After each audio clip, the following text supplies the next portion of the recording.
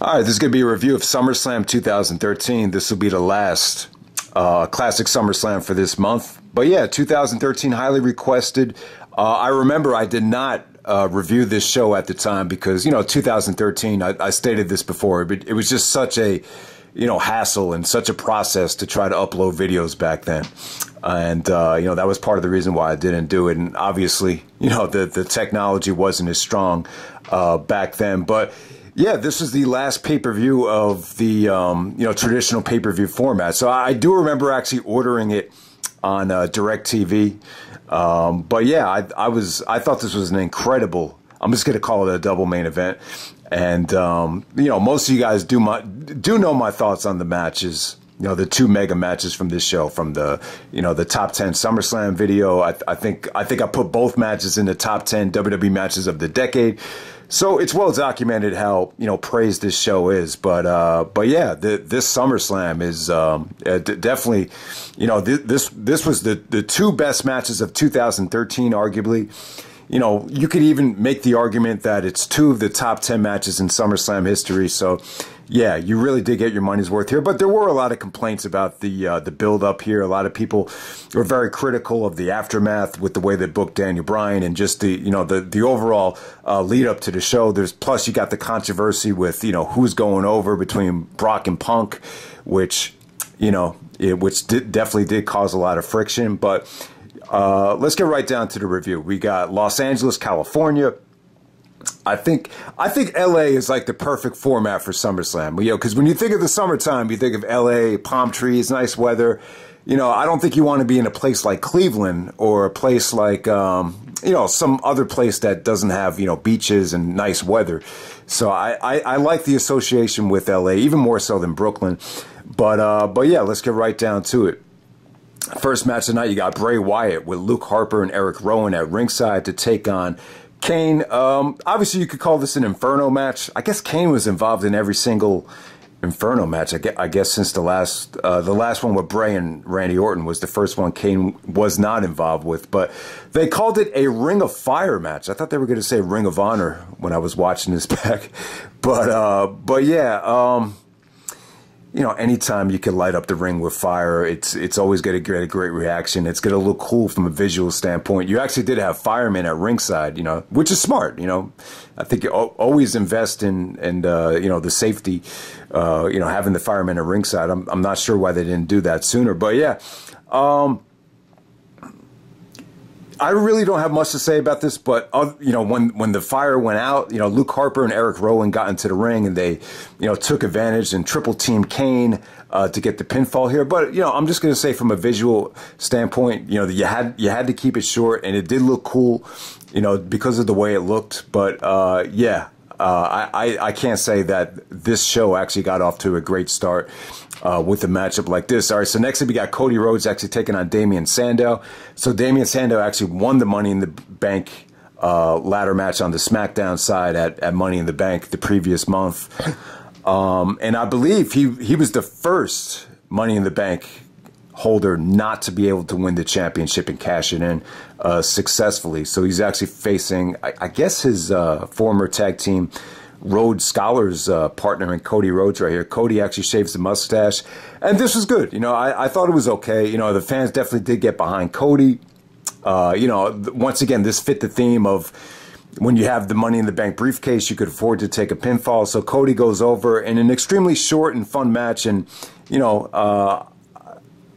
it's funny watching this back because I've become a huge Cody Rhodes fan since AEW has taken off. But in the WWE, I never really cared for him. Like even if he had like a WrestleMania match against Rey Mysterio, I always kind of saw his matches as like, I don't know, I just never got behind Cody. I don't know what it was.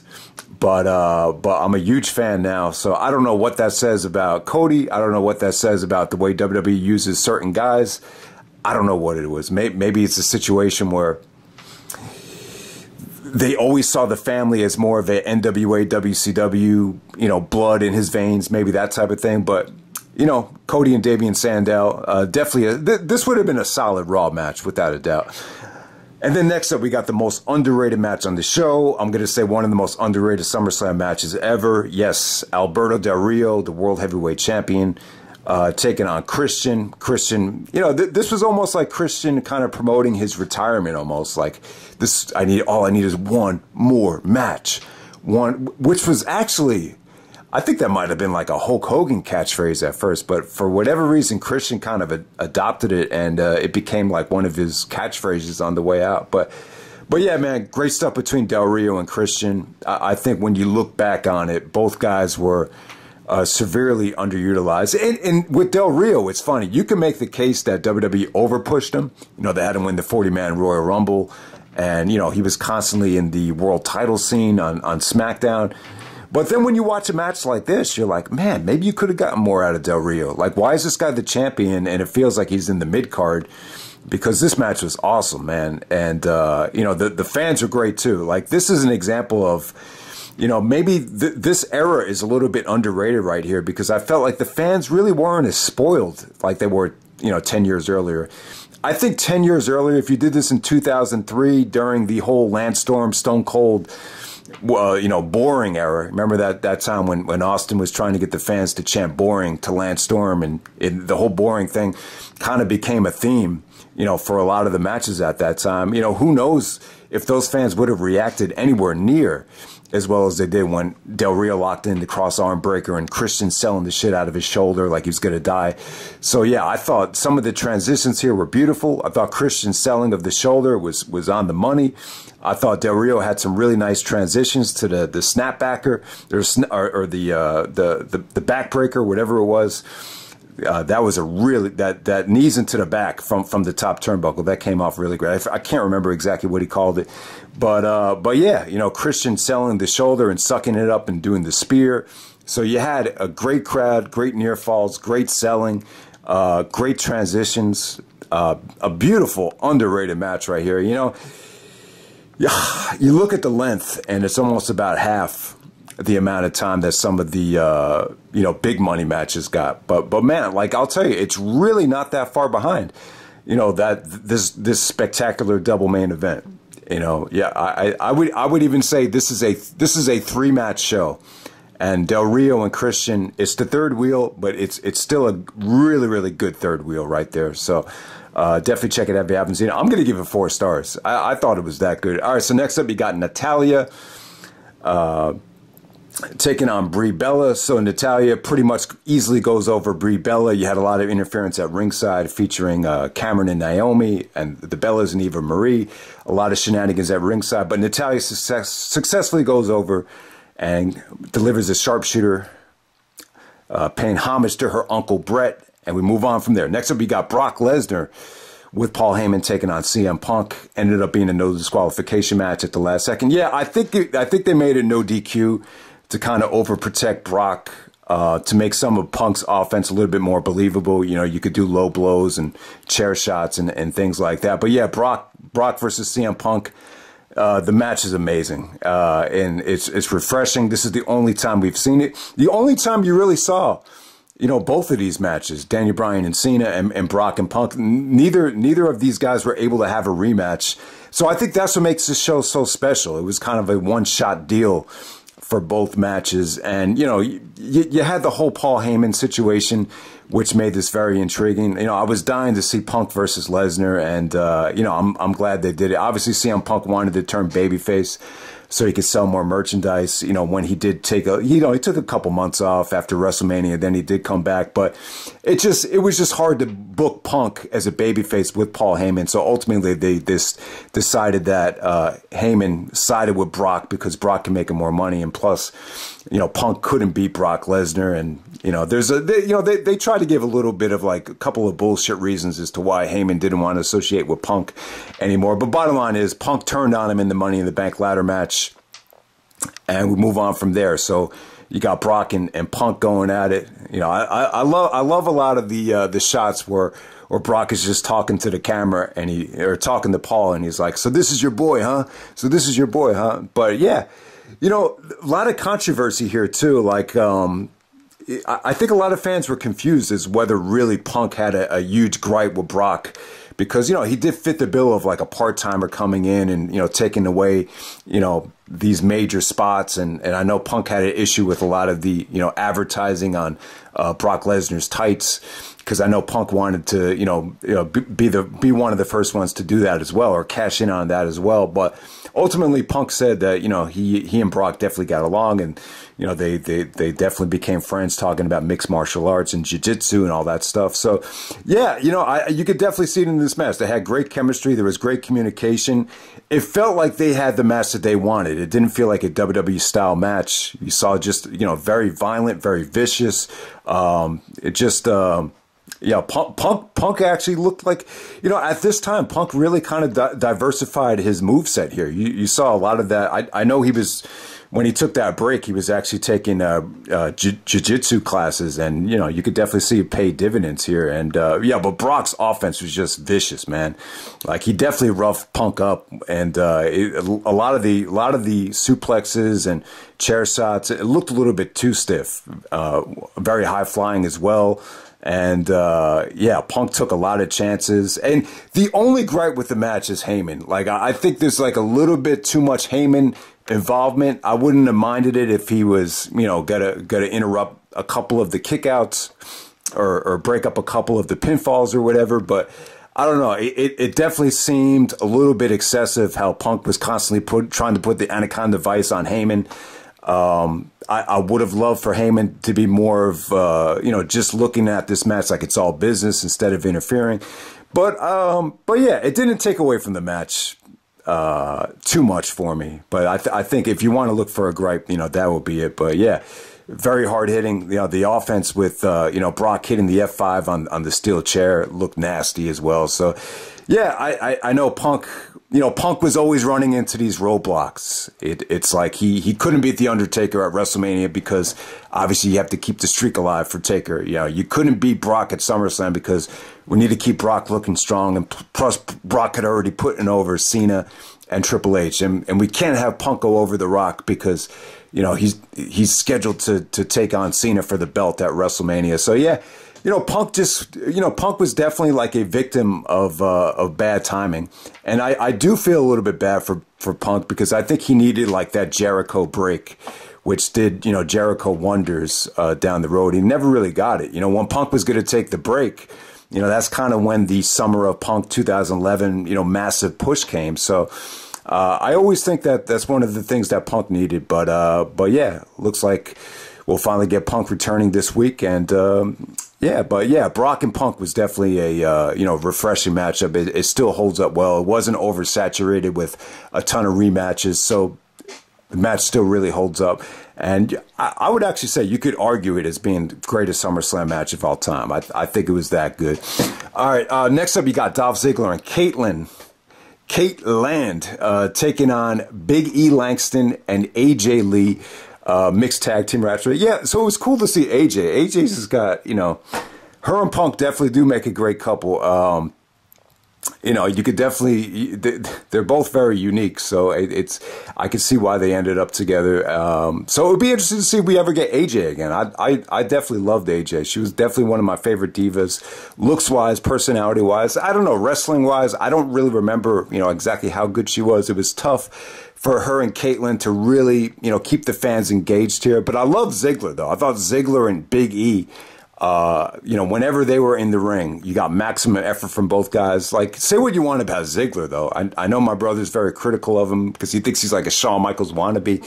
But Ziggler's athleticism and his effort and just, you know, his show-off skills, I thought he looked great here. And Big E was actually a lot bigger back then. Like, his chest was, like, bulging, man. So, I'm very happy for Big E. He's the Money in the Bank holder right now, so we'll see what happens there. But I thought, you know, for a while this lasted, it didn't feel like filler. It didn't feel like filler. I thought Dolph and Langston really kind of, you know, carried the bulk of this match. It didn't go too long, but it wasn't a match that I would take like a piss for or anything like that. So let's move on to the next match. You got John Cena defending the championship against Daniel Bryan. Triple H interjects himself as a special guest referee.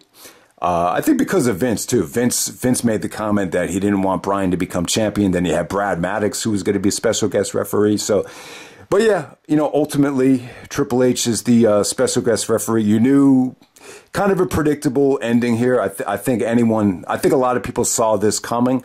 But the bottom line was, I thought Cena and Bryan, I think this is the only time you got it, right? The only other time I remember them wrestling was a match on Velocity in 2003, which obviously people watched it on YouTube because it became famous. But yeah, this was great stuff. Cena, I got to give Cena credit, and maybe I've said this before, but Cena had and I've had this too, but I imagine Cena had it worse. Like sometimes when you fall on the court or on the mat, like it looks like a baseball is coming out of your elbow. So he had his elbow all taped up. So what really stood out about Bryan and Cena to me was how good this match was compared to a lot of the matches that Orton and Bryan had. And it's kind of like, how come the gap of quality was so different from the Orton stuff?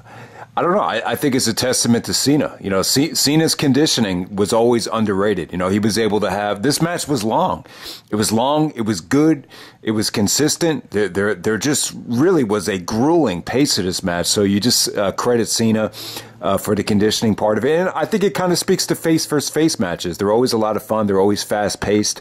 And, the heel versus babyface matches, especially with a guy like Randy Orton, it's just going to have a different kind of pacing style. But yeah, in terms of Bryan, like I think I've said this before, I don't think there's anybody else that's kind of mastered that mix of just, WWE style where you're pumping the crowd up and really getting them into it. It's kind of like a combination of Ultimate Warrior meeting Dean Malenko. And it was just a fascinating match to watch here. I mean, there's just too much stuff to go over here. But what really stood out was, Bryan's counter to the attitude adjustment to the small package. Then he just hit him with that thunderous, running high knee. But yeah, man, aside from Cena's, obviously I think he was in a lot of pain because of the injury, and it would have been cool if they had a rematch with, both guys at 100%. But it was really interesting to see the dynamic switch here, because you're so used to seeing Bryan really deliver a classic with a real-life injury. But here was the opposite. It was Cena delivering a classic with the real-life injury, but, credit Daniel Bryan with the assist for, getting him through the match. Yeah, I thought it was amazing stuff. You could go on and on about how good it was. And, yeah, without a doubt, I still think this is probably a top 5 SummerSlam match of all time. Maybe the very best. You could definitely argue that. Triple H hits the pedigree. Randy Orton comes out and cashes in the Money in the Bank, and it almost feels like when you look back at this match, it kind of almost feels like if Bryan was such a WWE fan growing up, wouldn't you have known that Triple H being in the ring, Randy Orton coming out, you kind of if you know what happened 10 years earlier, it's really something to. It's really something that, maybe the fan of Daniel Bryan should have been aware of, to turn your back to Triple H, arguably one of the dirtiest players in the game. So that's just something to think about right there. But yeah, I mean, it's kind of, and when you think about it, it's kind of like it's all coming full circle too. Almost 10 years earlier, Triple H did the same thing to Orton. He basically took the title away from him, figuratively at, the day after SummerSlam. So almost 10 years later, he helps Orton win it at SummerSlam. And this is when, Triple H finally agrees that, Orton should definitely be the man. So in a lot of ways, it is a cool storyline. I think the match, the aftermath, the cashing in, it was all a great moment. But sometimes it's hard to follow like a great match and a great moment with, just, delivering what the fans want. I just think they ran into a roadblock. It was like, and I think Punk was even very critical of this. It's like, why would you do, why would you have pay-per-view after pay-per-view featuring Randy Orton and Daniel Bryan? Like, where's the slow build? And, so that's definitely something to think about. And in a lot of ways, I think the Bryan Orton oversaturation kind of killed pay-per-view. You're ordering these pay-per-views to see a no finish or some type of screwy finish, and then you reverse the finish the next night, and there was really no choice but other than to get away from this traditional high-priced pay-per-view format and just go to the WWE Network. And, you know, that's exactly what they did. But, yeah, I thought the Bryan and Cena match, it was tough to even talk about because it's so good.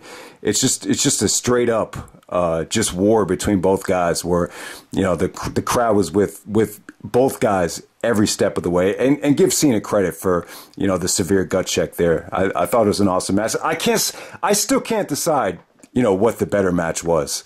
But yeah, and it's tough to call this a double main event. And I almost forgot that there was a intergender tag match in between both matches, but I could still call it a double main event. I mean, but I guess you technically can't, but yeah, man, let me just leave you this. So now we're finally over with these classic SummerSlam reviews. So now we can start counting the days down to this magical weekend. So we're going to get a great weekend of wrestling. You know, you got to get AEW Rampage, The First Dance. We'll see the return of CM Punk at the United Center. So yeah, I saw the Kenny Omega Christian match from Rampage. Awesome match. I think this Rampage 1 hour format, I think it's a winning formula. I thought it was going to be 2 hours, but yeah, only 1 hour. But you know, it's you know, what leaves me kind of scratching my head is what else are you going to do at the United Center other than the 1 hour taping of Rampage? So I'm not sure exactly what the live format's supposed to be. If anyone wants to post in the comment section, feel free. And then, yeah, SummerSlam. SummerSlam's going to be on August 21st on a Saturday.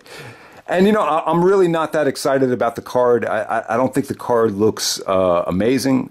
You know, you're definitely missing a lot of the Ring of Honor guys that I think we all know and love. Obviously, you want Daniel Bryan and CM Punk there. You know, I think they're definitely missing, you know, Kevin Owens, Sami Zayn. You know, it's really the only match I'm really looking forward to is Seth Rollins and Edge. I think Bianca and Sasha, obviously, they're going to have a great rematch. You know, the whole thing with Cena going for his 17th title, that's a pretty engaging story. But yeah, I'm just not a big fan of the chemistry between Roman and Cena. I think they're too much alike. And I just don't think it makes for a great mix. I know they already had a match at No Mercy a couple years ago, which was very well received. But from my personal taste, I just remember just thinking it was this style was too WWE style-esque, you know, from my personal taste. So that's what I remember about that. But yeah, you know, I don't know. You know, anytime Cena is coming off a long hiatus, he always comes off a little bit rusty. Survivor Series 2008 will be an example of that. But we'll see. We'll see what happens. It'll be a fun show. No matter what, it'll be fun to watch as it happens. The question is, how is this show going to hold up over time, like a SummerSlam 2002 or a SummerSlam 2013? You know, probably not. But we'll see what happens. And then you got the NXT show. I think NXT TakeOver 36. You're going to get Kyle O'Reilly, Adam Cole in a 3 Stages of Hell.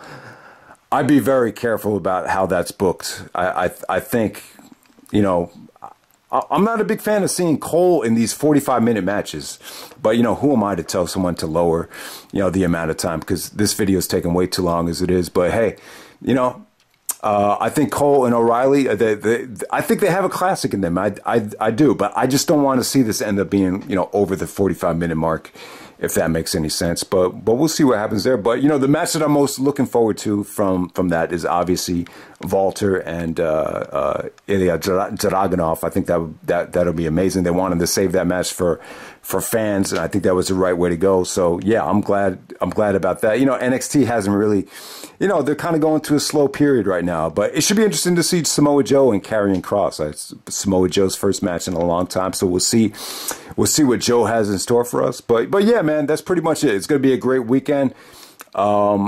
You know, I know the SummerSlam reviews maybe a little bit too oversaturation of SummerSlam, but I wanted to make up for last year. I know last year, you know, the East Coast lost power for an extended period of time. Plus, I had a lot of other stuff going on with, you know, family members moving, and, you know, I had to do construction around certain areas and certain rooms. So I just remember I wasn't able to do barely any classic SummerSlam reviews last year, so just wanted to get, you know, double the amount out this month. But yeah, you know, some were okay. You know, it's not every single SummerSlam King of the Ring ended up being great, you know, but yeah, it was fun doing that. But yeah, this should be a hell of a weekend. Hope you guys enjoyed the weekend, and you know, I'll be back after the first dance, hopefully. All right.